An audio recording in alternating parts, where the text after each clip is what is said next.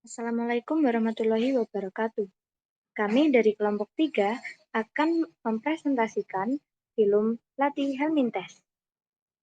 Kelompok kami beranggotakan Grasica Alifa Solicin, Intan Santika Putri, Noviano Ariwirawan, dan Roy Destona.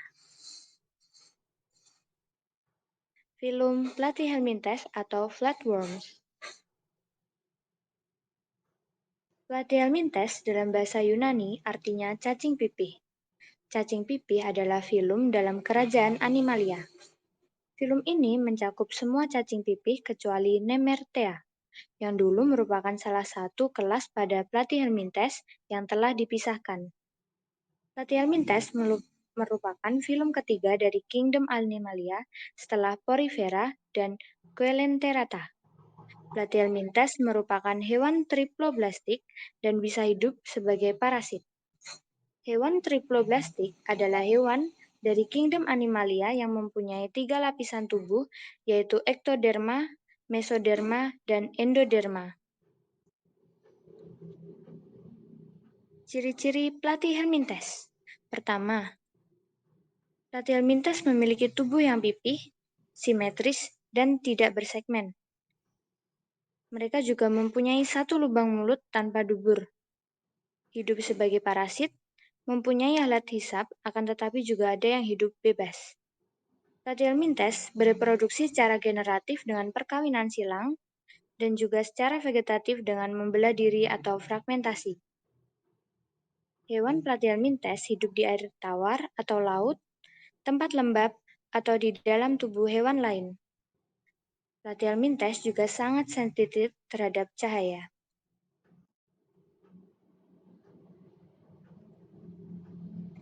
Struktur dan fungsi tubuh Platyhelminthes.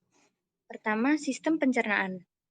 Gastrovakuler adalah sistem pencernaan pada cacing pipih atau Platyhelminthes. Peredaran makanan pada sistem pencernaan cacing pipih melalui usus yang dimulai dari mulut, faring, dan kerongkongan.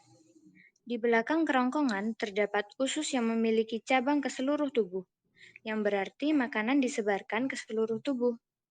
Gas oksigen dan karbon dioksida dikeluarkan melalui proses difusi. Platyhelminthes tidak memiliki sistem peredaran darah dan rongga tubuh atau selom, sehingga disebut hewan aselomata. Kedua, indera.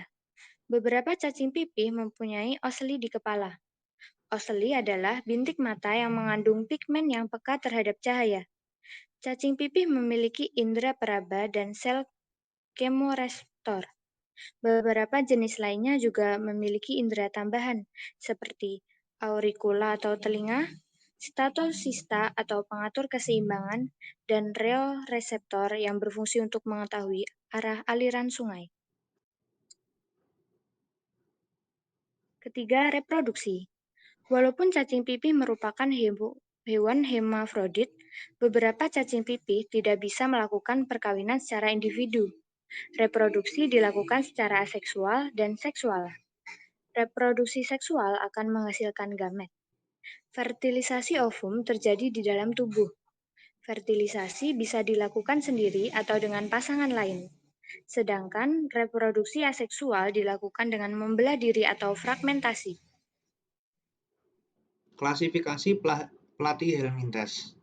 Platyhelminthes terbagi menjadi 3, yaitu Turbellaria, Trematoda, dan Cestoda. Kelas Turbellaria. Turbellaria adalah Platyhelminthes yang memiliki silia atau rambut getar pada permukaan tubuhnya yang berfungsi sebagai alat gerak. Pada lapisan epidermis terdapat banyak sel kelenjar yang disebut rhabdoid yang berfungsi untuk melekat, membungkus mangsa, dan sebagai jejak lendir pada waktu merayap. Di bawah epidermis terdapat serabut-serabut otot melingkar, longitudinal, diagonal, dan dorsoventral sehingga Turbellaria mudah memutar dan meliuk-liuk. Kelas Trematoda. Sistem pencernaan makanan sangat sederhana. Terdapat mulut pada ujung anterior yang dikelilingi oleh sebuah alat penghisap. Makanan dari mulut melalui farinks yang berotot ke esofagus dan kemudian ke usus, yang terbagi menjadi 2 sekum yang buntu. Sekum ini kadang-kadang bercabang, dan percabangan ini kadang-kadang sedikit rumit. Sistem saraf adalah sederhana. Cincin dari serabut saraf dan ganglia mengelilingi esofagus. Dan dari sini saraf berjalan ke depan dan belakang. Biasanya, sebatang saraf berjalan ke belakang pada setiap sisi, dan saraf-saraf bertolak dari sini menuju ke berbagai organ. Trematoda tidak mempunyai sistem peredaran darah. Sistem ekskresi tersusun dari sebuah kandung kemih posterior, sebuah sistem percabangan dari tabung pengumpul yang masuk ke dalam kandung kemih, dan sebuah sistem sel-sel ekskresi yang terbuka ke dalam saluran pengumpul tersebut. Tidak terdapat organ ekskresi yang terlepas. Sel-sel ekskresi ditempatkan secara strategis di seluruh tubuh. Sistem reproduksinya kompleks. Sebagian besar dari trematoda adalah hermafrodit, mempunyai organ jantan dan betina. Tetapi, pembuahan silang merupakan hal yang biasa, dan pembuahan sendiri tidak umum. Pembuahan biasanya uterus, sperma melewati virus dari satu cacing ke uterus cacing lain. Kelas Castoda. Contoh cacing pita adalah Taenia solium dan Taenia saginata, yang parasit pada orang. Taenia terdiri dari sebuah kepala bulat yang disebut scolex, sejumlah ruas yang sama disebut proglotid. Cacing pita tidak mempunyai saluran pencernaan dan sistem peredaran darah. Sistem saraf tersusun dari beberapa ganglion pada scolex, dengan komisura melintang di antaranya, dan 3 batang saraf longitudinal di setiap sisi tubuh, sebuah batang besar di sebelah lateral dan yang kecil di sebelah ventral.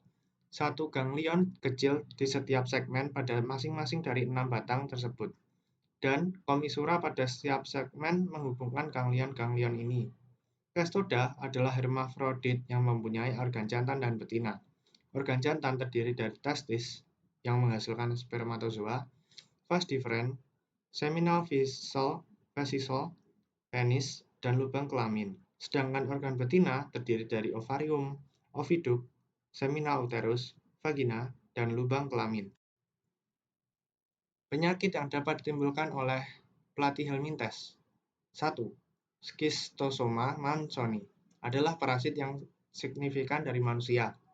Sebuah trematoda yaitu salah satu agen utama dari penyakit schistosomiasis. Paraskistosomiasis disebabkan oleh Schistosoma mansoni adalah usus schistosomiasis. 2. Taenia saginata, umumnya dikenal sebagai cacing pita sapi, adalah cacing pita zoonotik yang termasuk ordo Cyclopilidea dan genus Taenia. Ini adalah parasit usus pada manusia menyebabkan taeniasis dan cysticercosis pada sapi.